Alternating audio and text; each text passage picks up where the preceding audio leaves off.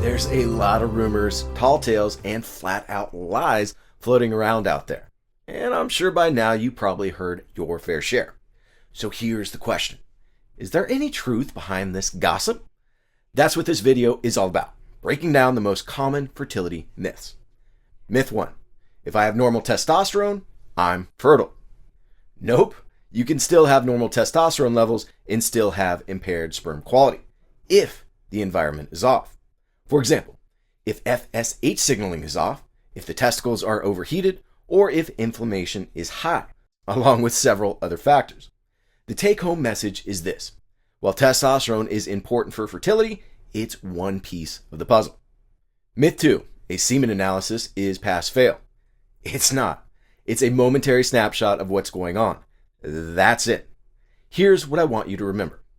All the measurements on a semen analysis can be improved depending on the choices you make in the next 90 days. Myth 3. Supplements will get me fertile. Not exactly. You can't out-supplement a destructive lifestyle.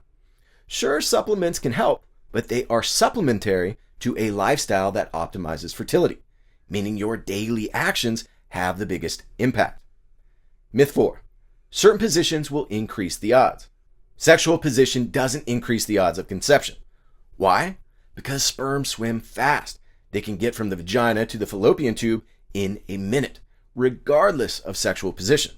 Now, it is true that certain positions can get sperm closer to the cervix, but this positional advantage has not been shown to improve pregnancy rates. So just have fun. Nature will take care of the rest. Myth 5. Lying down or elevating the hips after sex improves the odds of conception. This one sounds plausible because, gravity. Unfortunately, though, there's no clinical evidence to support that lying down or elevating the hips will improve conception. And referring back to myth number 4, sperm travels from the vagina to the fallopian tubes in just a minute. So elevating the hips after sex is not necessary. Moving on. Myth number 6. Having morning sex is better for conception. Nope. Morning or evening intercourse has nothing to do with fertility outcomes. What does, though, is having sex within the female's fertile window and the overall health of both partners. These factors are hands down the most important elements for conception. Myth 7. If a man abstains from ejaculation for a week, it will increase sperm quality. This sounds reasonable. Simply stockpile your swimmers and deploy them in larger numbers. But that's not how it works. Multiple studies have found that very short, meaning 1 day, and prolonged absences over 7 days decrease sperm quality, which begs the question, what's optimal? Based on the evidence in male physiology, abstaining for 2 to 5 days is ideal.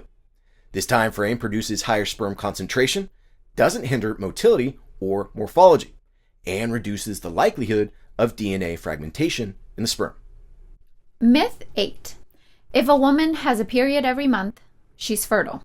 This is incorrect. Having regular periods can still occur without ovulation, meaning an egg won't be released. Another important thing to remember is that ovulation timing varies a lot. Here's what I mean. In the standard 28-day cycle, ovulation occurs on day 14, but that only happens in about 13% of women. This is why tracking your ovulation is so important, because the egg stays viable for about 12 to 24 hours, while the sperm can survive for up to 5 days. The bottom line is that the only way to conceive is to have sperm around the egg when it is still viable. Myth 9. A woman's orgasm will improve the odds. Not exactly. There is no current evidence that female orgasm will increase the likelihood of conception. That said, the available studies are mixed with inconclusive findings.